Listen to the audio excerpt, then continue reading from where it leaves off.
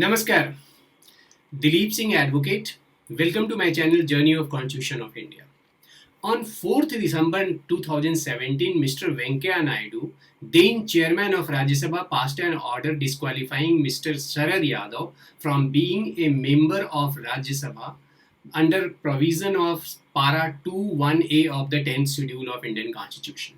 He relied on the judgment of 1994 in the name of Ravi Nayak versus Union of India passed by Supreme Court, and he observed in his judgment, in his order, that it is crystal clear that by his conduct, actions, and his speech, the respondent Sri Sharad Yadav has voluntarily given up the membership of the political party on which he was set up as the candidate and in the election of Rajya Sabha from the state of Bihar in 2016, and so his membership is being disqualified from the membership.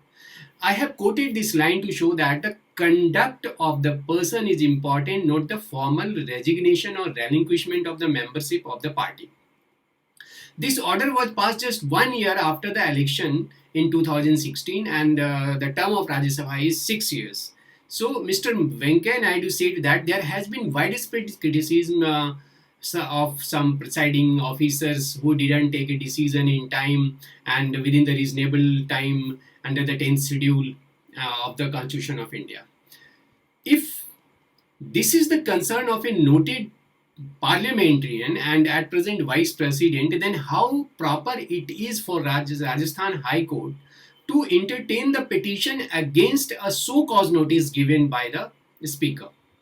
So the big question is whether petition filed in Rajasthan High Court by an MLA is maintainable or not.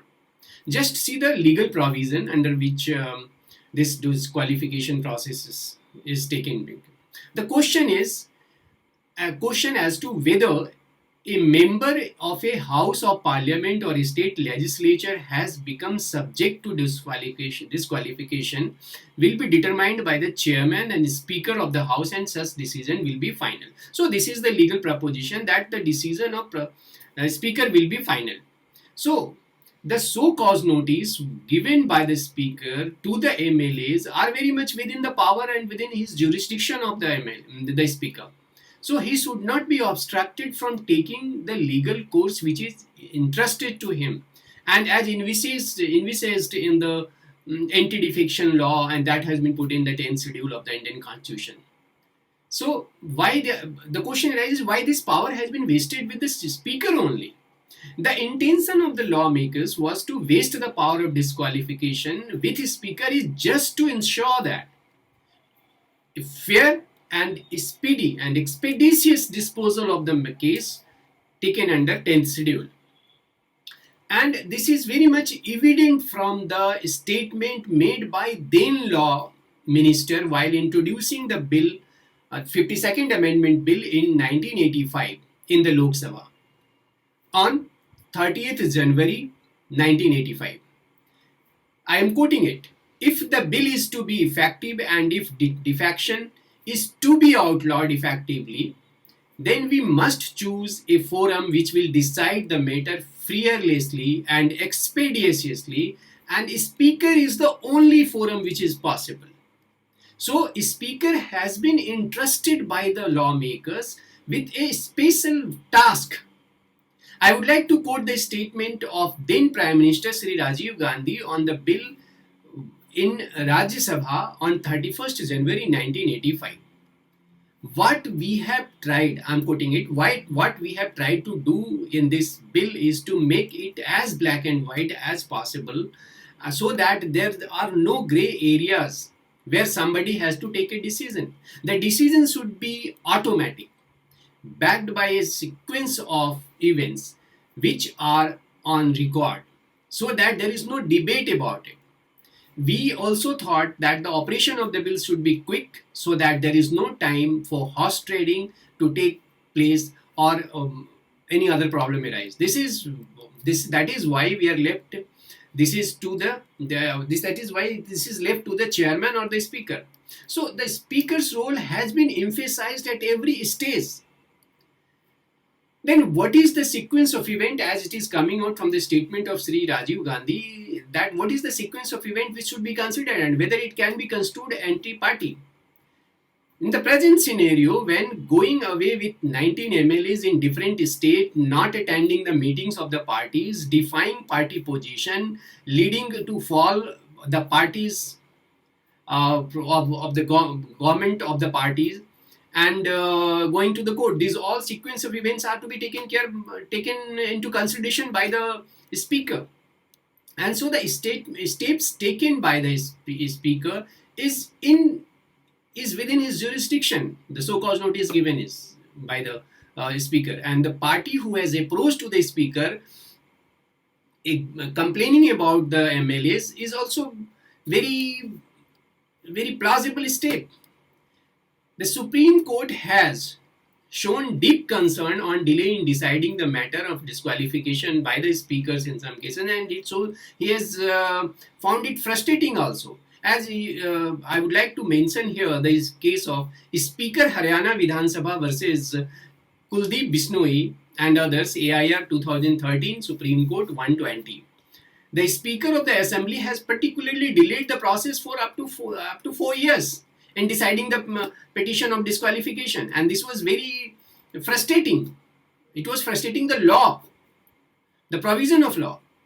In another case, which relates to the UP Assembly, the name of Mayawati versus Markandeya Chand, 1998, 7 SCC 517, is Speaker of the Uttar Pradesh Assembly, Legislative Assembly, caused delay in deciding the disqualification matter for years, and ultimately when the matter reached to Supreme Court didn't remand the matter and it decided the disqualification in the court. So this issue of defection is considered of a nature where the time lapse is important. The time wasted or time taken in decision, long time taking decision, is very important. So here in the present case, the speaker has only issued the show cause notice.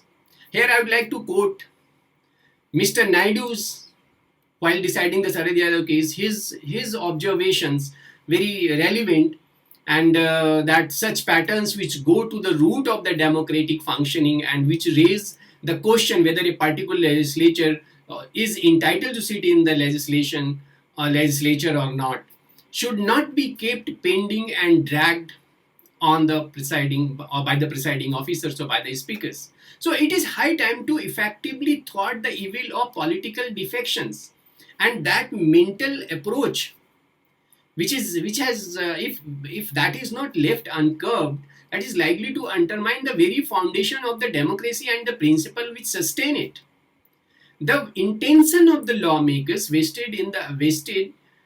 intention of the lawmaker by with which they invested the adjudicatory powers with the speaker related to the disqualification was to ensure a fair and expeditious decision on the point of disqualification of a member.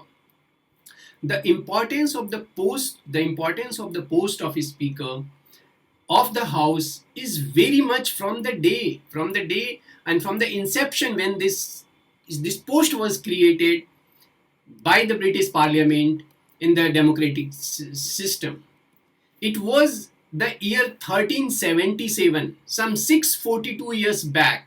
Sir Thomas Hungerford was named the first Speaker of the English Parliament, and he was entrusted with the great responsibility to run the Parliament as per the democratic traditions.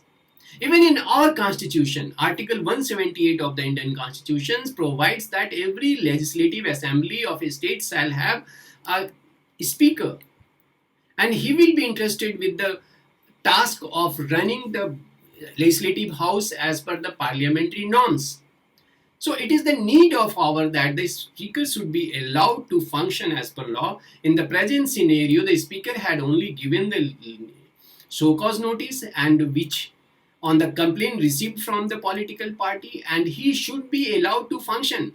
The aggrieved party of the decision will have his decision will have sufficient time and the legal remedies, and they can avail that remedies at this stage. So the final decision can be challenged. This is just an interim stage, and there should not be any interference while disposing of in the functioning of this speaker to decide about the disqualification or otherwise. Now let us see how the Supreme Court is responding in this matter, because the Speaker of Rajasthan has approached the Supreme Court against the decision of and the order of the Rajasthan High Court. So only time will say how the legal propositions are being held by the Supreme Court. Please thank you very much for watching this video with me. What do you think about the steps taken by the speaker, or the way the Rajasthan High Court has entertained the petition, or what you expect, in which way Supreme Court should go, and what are the other legal propositions which we need to discuss? So please let me know through the comment section. I'll be very happy to read your comment. Please wish me good luck by subscribing my channel. Thank you very much. Namaskar.